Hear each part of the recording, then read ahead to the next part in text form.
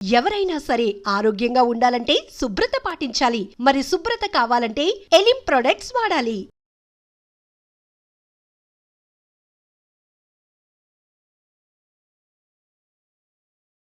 నమస్కారం అండి. సాధారణంగా పంచప్రాణాలు అంటూ ఉంటారు. పంచభూతాలు వింటూ ఉంటాం ఎక్కువగా గానీ, మాట వరుసకి ఏదైనా మాట్లాడాలనుకున్నప్పుడు పంచప్రాణాలన్నీ పెట్టాను, ఈ రకంగా మాట్లాడుతుంటారు. ఏంటి పంచప్రాణాలు అంటే? పరమాత్మ ఈ శరీరాన్ని హ్మ్. తాను ఇచ్చిన శరీరంలో ఆత్మను పెట్టి ఆత్మని నడపడానికి హ్మ్. పంచప్రాణాలను పెట్టాడు. అంటే పంచభూతాల కలయిక కాబట్టి కాదు. అలానా? లేదంటే ఇది ఎందుకు? పాంచభౌతికమైన శరీరంలో ఆ! ప్రాణము, అపానము, హ్మ్. సమానము, ఉదానము, వ్యానము అని 5 రకాల ప్రాణాలు. పంచప్రాణాలు 5. హ్మ్. ఎక్కడుంటాయి? హ్మ్. కాళ్ళలోనా, చేతిలోనా, లేదా చెవిలోనా, ముక్కులోనా? హ్మ్. కాదు. హృదయంలో ప్రాణవాయువు ఉంది. ఆ! హృదయంలో ప్రాణవాయువు ఎక్కడ? గుండె ఎక్కడ ఉందో అక్కడ. హ్మ్. మలద్వారం వద్ద అపాన వాయువు ఉంది. హ్మ్. నాభిలో సమాన వాయువు హుహు. బొడ్డు దగ్గర. ఆ! కంఠమునందు ఉదాన వాయువు. హ్మ్.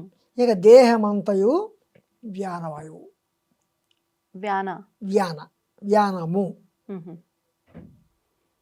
ఇలాగా పంచప్రాణాలు హ్మ్. హృదయంలోను, హ్మ్. తర్వాత మలద్వారం వద్ద అపాన వాయువు, నాభిలో సమాన వాయువు, హ్మ్. కంఠమునందు ఉదాన వాయువు, మొత్తము దేహమంతయు వ్యానవాయువు ఉన్నాయి. హ్మ్. ఇప్పుడు హృదయం దగ్గర ఉన్న ఈ ప్రాణవాయువు ఏం చేస్తుంది? ఈ రక్త ప్రసరణకు, మన గుండె కొట్టుకుంటుంది అంటారు చూసారా, అవును. అవును. హృదయం నుండి ఓకే. నాసిక వరకు సంచరించేది ప్రాణవాయువు. ప్రాణం. ఈ ప్రాణవాయువు రోజుకి 21,600 సార్లు, హ్మ్. ఒక రోజుకి 21,600 సార్లు హ్మ్. అలాగ తిరుగుతూ ఉంటుంది. దీన్ని ఉచ్ఛ్వాస నిశ్వాసములు అంటారు. హ్మ్. అంటే ఏంటి? శరీరంలోని రక్తాన్ని శుభ్రపరచడానికి, హ్మ్. శరీరంలో ఈ రక్త ప్రసరణకు ఇలాగ ఊర్ధ్వముఖంగాను అధోముఖంగాను ఇలా తిరుగుతూ ఉంటుంది ఈ వాయువు. దీనిని ప్రాణవాయువు అన్నాం. ఈ ప్రాణవాయువు లోపలికి వెళ్ళి హ్మ్. ఈ రక్తాన్ని శుభ్రపరుస్తూ మళ్ళీ తిరిగి బొగ్గు పులుసు వాయువుని, అంటే కార్బన్ డైఆక్సైడ్ డయాక్సైడ్. బయటికి వదులుతుంటుంది. ఇది ప్రాణవాయువు. ఇక అపానవాయువు ఎక్కడ ఉంటుంది? మలద్వారం వద్ద. అక్కడ మల విసర్జనకు, మూత్ర విసర్జనకు, వీటన్నిటికీ కూడా హ్మ్. ఇది ఈ రకంగా ఉంటుంది. ఆ. ఇక సమాన వాయువు నాభి వద్ద ఉంటుంది. ఇదేమిటంటే మనం తినే ఆహారంలోని హ్మ్. అన్న సారాన్ని సమాన వాయువు, ఆంత్రచూషికములు అంటుంటాం మనం, పేగుల్లో ఉంటాయి హ్మ్. ఆంత్రచూషికములు అని. అక్కడ ఈ సమాన వాయువు ఏం చేస్తుందంటే తిన్న ఆహారాన్ని, అన్న సారాన్ని తీసుకుని దాన్ని ఏం చేస్తుందంటే మొత్తం అన్ని అవయవములకు రక్తము ద్వారా పంపుతుంది. ఆ. మనము తినిన ఆహారము ఆంతర్చూషకము ద్వారా శరీరంలోనికి సారముగా వెళ్ళి కలుస్తుంది అని అంటుంది. మనం చదువుకున్నాం చిన్నప్పుడు. అవును. అదే ఈ జీర్ణమైన ఆహారాన్ని, హ్మ్. అన్నసారాన్ని శరీరంలోని అన్ని అన్ని అవయవాలకి పంపిస్తుంది. ఇక ఉదాహరణ ఏమిటి? కంఠస్థానం ఉంటుంది. హ్మ్. ముక్కు నుండి వచ్చే నాసామలము, హ్మ్. దగ్గు నుండి వచ్చే ఉమ్మి, హ్మ్. ఉమ్మి యొక్క వ్యర్థము హ్మ్. నోరు ద్వారా బయటకు పంపిస్తుంది. పరమాత్మ లేకుండా ఇవన్నీ సాగుతాయా? ఇందాక లేదు. మీరు అడిగారు అవును. పరమాత్మ అన్నారు కదా. అవును. పరమాత్మ లేకుండా ఉంటే ఇవి సాగవు. మీకు అర్థమైంది కదా. అర్థమైంది. సో ప్రాణవాయువు, అపానవాయువు, ఉదానవాయువు. ఇక వ్యానవాయువు అంటే శరీరం అంతటా వ్యాపించి ఉంటుంది మొత్తం. అంటే చెమట ద్వారాను, కన్నీటి ద్వారాను, చెవిలో గులిమి ద్వారాను, అంటే నవరంధ్రాల్లోనూ ఉన్న నవమలములు కూడా హ్మ్. ఈ వ్యానవాయువు ద్వారా ఇవన్నీ బయటికి వెళ్తూ ఉంటాయి. అందుకే ఈ పంచ ప్రాణాలు పరమాత్మ. ఇంజనీర్ అంటే ఎవరు? అందరికన్నా గొప్ప ఇంజనీర్ ఎవరు? పరమాత్మ. పరమాత్మ చూడండి, ఈ పక్క చెవి, రెండు చెవులు పక్క పెట్టచ్చు కదా, ఈ ముక్కు తీసుకెళ్ళి వెనకాతలు పెట్టచ్చు కదా, ఈ పళ్ళు తీసుకెళ్ళి ఎత్తి పెట్టచ్చు కదా, పెడతాడా? మరి ఎవరు గొప్ప ఇంజనీరు? పరమాత్మ కదా. ఇది అయితే మీరు పంచప్రాణాలు అడిగారు కానీ ఉపప్రాణాలు అడగలే. ఉపప్రాణాలు కూడా ఉన్నాయి. ఉపప్రాణాలు కూడా ఉన్నాయి. అవేంటండి? ఈ ఎవరు చెప్పారంటే అద్వైత మత స్థాపకుడు హ్మ్. శంకర భగవత్పాదులు వారు ఇంకొక 5 ఉపవాయువులు ఉన్నాయి. ఉమ్, ప్రాణాలు మాత్రమే కాదు, జీవాత్మ పరమాత్మ ఉన్నది అని చెప్పింది ఆయనే. అవును. ఇక్కడ పరమాత్మ గురించి కూడా ఈ పరమాత్మ చేసే పనులు ఏంటి? ముందు మొట్టమొదటిసారిగా పంచ ప్రాణాలు ఇచ్చాడు అని చెప్పారు. అవును. అవును. పంచ ప్రాణములతో పాటు ఉప ప్రాణాలు కూడా ఉన్నాయని ఆయనే చెప్పారు. ఉమ్, ఏమిటంటేవి నాగము, కూర్మము, కృకరము, దేవదత్తము, ధనుంజయము. ఇవి మన శరీరంలో ఉండేవేనా?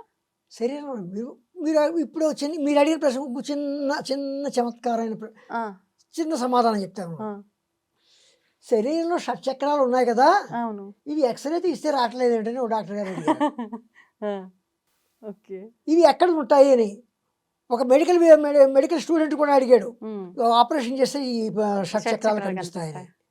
అవి మనం చెప్పుకున్నది అది కేవలం ఆధ్యాత్మికతకి లౌకికతకి మనం శరీరం యొక్క వ్యత్యాసం పాంచభౌతిక శరీరానికి సంబంధం లేదు. ఉమ్, పాంచభౌతికమైన శరీరం ఏంటంటే ఉపాధి.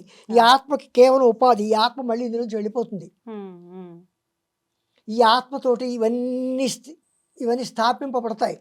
ఈ ప్రాణాలు కానీ, పంచ ప్రాణాలు కానీ, పంచ ఉప ప్రాణాలు కానీ, ఈ షట్చక్రాలు, ఉమ్, ఈ ఏమంటాం అంటే ఈ ఇడ, పింగళ, సుషుమ ఇవన్నీ కూడా ఉన్నాయి సార్. ఈ నాడులు ఉమ్, ఇవన్నీ కూడా కేవలం ఈ ఆత్మతోటి ఉమ్, అవి కూడా ప్రయాణం అవుతాయి.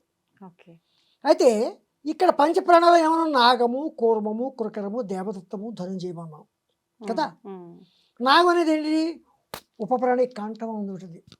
ఆహా, అంటే మనం పంచప్రాణాలు ఆ, అనుకున్న వాటికి కంఠం ఇది ఇంకో రకంగా. కొన్ని అసంకల్పిత ప్రతీకార చర్యలు అంటుంటాం. కళ్ళు చూడండి, రెప్పపాటు మనకి రెప్పపాటు జరుగుతుందా? ఆ, అదే మనకు కావాలని రెప్ప మూసుకోవడం వేరు. అవును. నిమిషానికి జరుగుతూ ఉంటుంది. ఉమ్, ప్రతి నిమిషం మనంతనే రెప్ప వేయం కదా. అవును. అది అసంకల్పిత ప్రతీకార చర్య. ఉమ్, ఉమ్, ఉమ్, ఇలాంటి అసంకల్పిత ప్రతీకార చర్యలు అన్నిటి కూడా ఇలాగా తేనుపు ఏదైనా తిన్నాం, తేనుస్తాం, ఉమ్, ఇది నాగము. అలాగే రెప్ప వేయడం మన దృష్టిని అనుమతిస్తుంది. ఈ కన్ను రెప్ప వేయడం, ఇది కూర్మము. ఇక తుమ్ము, దగ్గు ఇలాంటివన్నిటికీ కృకరము. ఇంకా ఆవలింతలు మీకు అర్థమైంది కదా. ఉమ్, ఇలాగే ధనంజయ శరీరం అంతా వ్యాపించి ఉండి సర్వ శరీరంలో ఆఖరికి స్థూల శరీరం యొక్క పతనంతో సహా ఉమ్, ఇవన్నీ కూడా ధనంజయము. ఇలాగ ఉపప్రాణాలు ఆహా, కూడా ఈ క్రమంలో పనిచేస్తాయి. తేడుపులు, ఉమ్, తుమ్ములు, దగ్గులు, తర్వాతను ఇలాంటి అసంకల్పిత ప్రతీకార చర్యలన్నీ కూడా జరిపేవి ఉపప్రాణాలు. ఉపప్రాణాలు. పంచ ప్రాణాలు అందుకోసం. ఉమ్, అలాగా ప్రాణాలు అనేవి పంచప్రాణాలు, ఉపప్రాణాలు. కానీ నా ఉపప్రాణాలన్నీ నీవేని అనరు. అంటే పంచప్రాణాల దగ్గర నుంచి ఉపప్రాణాలు వాడికి ఇచ్చేస్తారేంటి? అది ఇవ్వరు. పంచప్రాణాలు ఇందుకు ఈ పంచప్రాణాలని మనం అలాగే దేవుడు నైవేద్యం ప్రాణాయ స్వాహ, అపనాయ స్వాహ, వ్యానాయ స్వాహ అని అంటుంటాం కదా. అవును, అవును. అలాగనమాట ఉమ్, ఓకే. పంచప్రాణాలు. ధన్యవాదాలండి.